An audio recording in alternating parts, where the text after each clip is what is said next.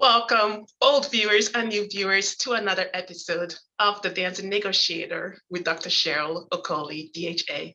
This is the show where you learn all about conflict resolution as it pertains to interpersonal, task, and value conflict in the workplace. I utilize original mnemonics of mine, for example, my 5 A's of conflict resolution, or those frameworks of other experts in the field. I also use evidence-based frameworks relevant to either task, value, or interpersonal relationships as well, as it pertains to conflict. I like to reserve the third Friday of each month for story time. Story time is an analysis of a movie, a drama, and event. What went wrong as it pertains to conflict, and what could have been done better? Last but not least, I reserve the last Friday of each month to have a guest or panel of guests. These guests may or may not be an expert in conflict resolution, but have something relevant and salient as it pertains to the theme of the month. The theme of this month is all about the administrative evidence-based practices, which are high-level performance measures of an organization. I highly recommend you watch the previous episodes if you have not watched them. Why? Because we talked about the different measures. So there are 5 of them according to Duggan et al. 2015. They are leadership, workforce development, partnerships, organization culture and climate, and last but not least, financial practices. So today we will be concluding with the remaining 2, organization culture and climate and financial practices. So if I were to ask you, what is organization culture of your workplace? What comes to mind? How would you define it? How would you describe it? Well, one way to look at the organization culture is that it refers to the shared values and norms of the employees or stakeholders of an organization. I like to think of it as something tangible. And by that, I mean, when you talk about norms and shared values, you need something concrete to measure what these values are. So you could think of some policies, codes of conduct, code of ethics, or example of examples of what you could say comprises the organization culture of an organization. Now, further to that, do you know you can actually break down organization culture into different categories? So a group of authors, or one author, for example, Krzyzek, 2018, and then Kim and Chang, 2019, talked about 4 different types of organization culture. These are part of the competing value framework. So that tells you, when you hear the word competing, value, and framework. Interesting, right? So the first one is clan. When I think of clan, I don't know about you, but I think about back in the day when there were cavemen.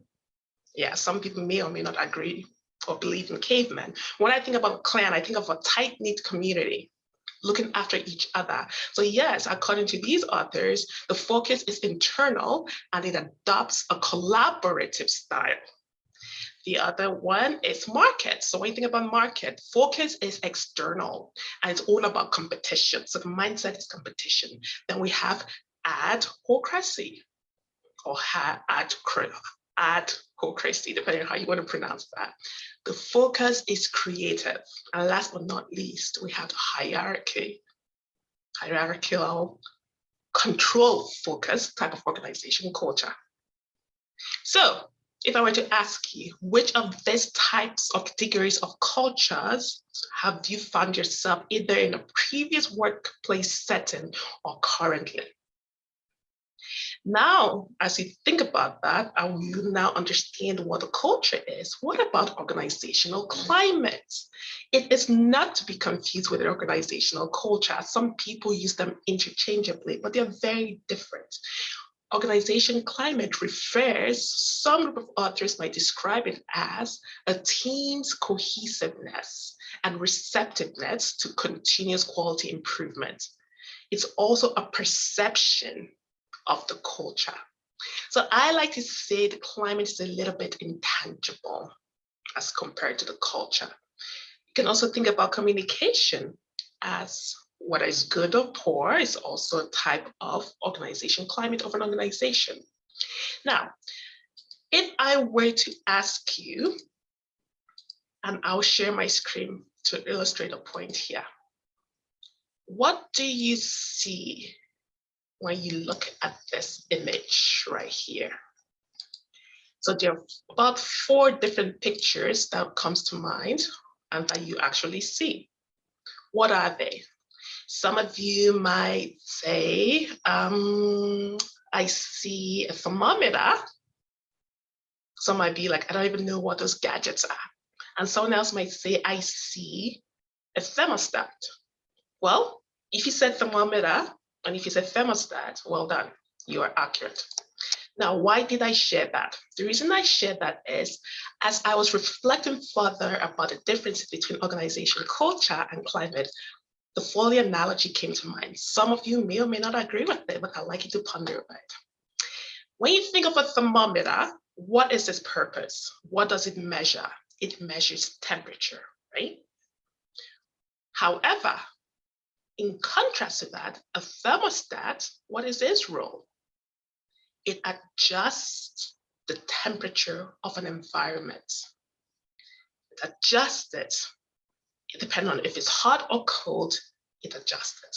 So think again about that terminology, climate. What does a climate? What about a country's climate? There are different seasons in a nation, in a country, the geographical area, right? So a thermostat adjusts the temperature based on its surroundings. So in the same token, I will submit that the organizational climate can't fluctuate depending on the culture of the organization. What is the climate of the organization? Is it hot or cold? Pun intended. Okay. So now, having talked about that, we're going to talk about the last pillar that I like to refer to it of the administrative evidence-based practices, which is financial practices. Now, with the financial practices, I'm going to talk about a little bit about different themes that I like to classify under the umbrella of financial practices. First and foremost, let's talk about corporate social responsibility. So if we break down those words, corporate, social, responsibility. One thing I like to advise everyone is when you have a word or phrase that appears to be a mouthful, just break it down. And when you break them down into different components, it's not as overwhelming as it appeared to be initially. So corporate social responsibility refers to an individual's or an organization's ethical and business responsibility to incorporate economic, social, and environmental considerations in business ventures that are sustainable and ethical. That was a definition I got from the University of Edinburgh 2019, or a description, if you will. Now, whenever we talk about financial practices, there's some theories that govern that. One of the most popular is stakeholder theory. And it has to do with who the stakeholder is. It's confinably broken down into a primary and a secondary stakeholder. So primary stakeholders could be investors, customers, employees, shareholders, as examples. And then when you talk about secondary, examples could be the government, for example, okay? Now, when I think about corporate social responsibility, I came to learn of a new term called environmental social governance. And lo and behold, I actually picked that up at an event that I happened to attend a few days ago. It was all about real estate, collaborate real estate. And I really enjoyed myself there, not only with the speakers entertaining, but I learned different things in terms of the statistics as it pertains to the job market here in Calgary, Alberta, where I reside, what governs an influx of individuals to the cities, the job markets, and different things as it pertains to technology, and of course, real estate, big time. So that's where I heard the terminology of environmental social governance, that's something leaders are beginning to pay attention to. And of course, when you think about climate change, that's a big one. And of course, when we talk about the mobility, about jobs, some of the things that were talked about at that event were burnout, psychological safety. These are things that need to be really looked at, evaluated to prevent the exit of some employees in different industries. Okay. Well, anyway, coming back to financial practices, some people think about the accounting part of this as it pertains to balancing the books. That's important. And then there's a budgetary aspect of things. So in the healthcare environment, from my original research and from my experiences, I realized and found out that frontline managers are not very knowledgeable about the ability to read annual statements, financial statements. And when it comes to the financial balancing of books, they don't really like that activity. They prefer that their supervisors, who are usually middle range and senior leaders, take care of that aspect of things. But from my experience working in a leadership role, in a managerial role, I did have some backgrounds in financial practices based on my education as a doctor of health administrator or administration when I took the program. So it wasn't totally new to me, but I won't lie, I can see it being a little bit intermediate in financial practices. But I would recommend that all frontline managers at orientation have a course, at least the bare minimum about budgeting and knowing the basic financial ratios, if you will. So call it budgetary 101, either at orientation, or even better, if they come into the job with those background information, or they have the ability to learn on the job, okay? Now, another thing with financial practices are how transparent an organization is with its stakeholders or shareholders. Now, depending on if it's public, I know there are different rules that govern public and private, but nevertheless, it tells a lot as to how transparent an organization or business owner is when it comes to financial practices. Now, the other thing I want to talk about is stewardship. And before we talk about stewardship, let me go back and talk about stakeholders. Have you found that sometimes when you're working on a project, and let's say you have a SWOT analysis or PESTEL analysis, that you think of a group of stakeholders that should be at the table. Now that you understand that there are primary and secondary stakeholders, it behooves all of us to ensure that every stakeholder identified under that umbrella be at the table to have their opinions heard. Their expertise are valuable as well. Why? Because if not, some parties might feel excluded. How many times have you heard, oh, people high up there make all the decisions, they don't ask for our inputs. So once a year is not sufficient. Have regular surveys, however you choose to do it, to get inputs from your stakeholders, both primary and secondary. Now, in terms of stewardship, stewardship is the ability to manage resources. Yes, it could be human, material, and fiscal, being financial, okay, in an ethical and sustainable manner. How are the stewardship practices in your organization, especially as it pertains to financial practices? Yes, there are budgetary constraints, but how astute and innovative is your department and leaders in making the money or budgets provided to you stretch? It's important that one be wise in the budget allocated to each department. It doesn't mean providing mediocre services. You can be cost effective and still provide quality services. The research has shown that wherever quality is provided, the bottom line in terms of ROI follows. It might take a year or two, or however long, or even less, but it always results, when I say it, providing quality in all aspects, leadership, products, whatever you name it, okay? It results in a positive return on investment eventually, okay, in terms of the financial part of things, okay? Now, in terms of breaking even for organizations, I recommend you watch one of my previous episodes when I talked about the perspective of a business owner on the stages of work-life balance. Depending on what industry or business you have, be it in the goods or service industries, there is a trend in terms of how long it takes to break even.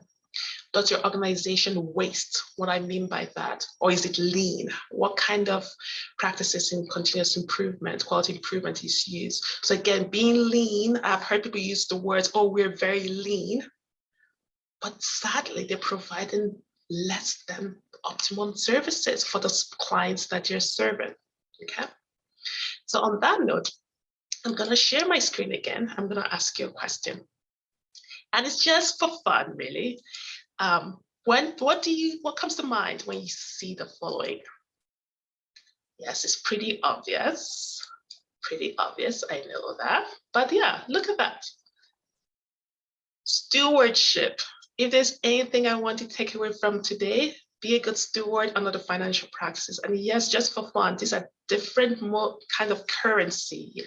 Some of you have heard of the whole Bitcoin and cryptocurrency. Well, how many of you have heard of NFTs? If you have, give yourself a big high five. I learned about it maybe about a month or two ago. So very interesting. I'm not recommending anything. I'm just saying different financial practices as we move on further in the years, we progress. The standard and the usual and traditional mode of thinking is now evolving. So be open-minded in terms of your investment for your organization, be it individually as a business owner, solopreneur, or as an enterprise. Be open-minded, but do your due diligence as you definitely explore the various ways you can invest and protect your organization's investments, especially in this world that's very volatile. Make sure they're invested in secure environments. So on that note, we're going to talk about some call to action steps, which is something I always like to leave with you. Number one, conduct a survey, either anonymously or in a team meeting, to ascertain your team's perception of the culture and of the climate. One popularly known evidence-based tool is Gallup that you can use. Now, like I mentioned earlier, consider instituting a budgetary class 101 for frontline managers, perhaps at orientation. Which shareholder, or I rephrase, which stakeholder needs to be at your meeting? Now, as you notice, I always introduce myself as Dr. Cheryl Okoli, DHA. DHA stands for a Doctor of Health Administration. That's my degree. Many people ask me, what does that mean? The way I like to describe myself currently in my role, I call myself a doctor for your health administration needs. If your organization, if you, a health administrator, or a health executive, if you notice that your administrative practices in terms of, when I say administrative services, I'm not talking about support, I'm talking about in terms of strategic management, change management, risk management, is sick, you can consult me to help you address any one of those areas and more, okay? My peers with this degree, some of us are CEOs, some are administrators, some choose to go down the academic path. So it's a very useful degree that basically your options are wide open. So I invite you to visit my website to have a look at the different services that I offer under that umbrella of administrative consulting services. So you can also contact me via email at cheryl@shalomeagleswings.care. I have an original workforce development mind map. You can access that on my website. Cheryl, again, www.shalomeagleswings.care, okay? But before you leave, I'd like to leave you with this point. Remember that you are needed in this world to be a solution. Be the best that you can, and do not rob the world of a precious gem. Goodbye, and have a splendid day.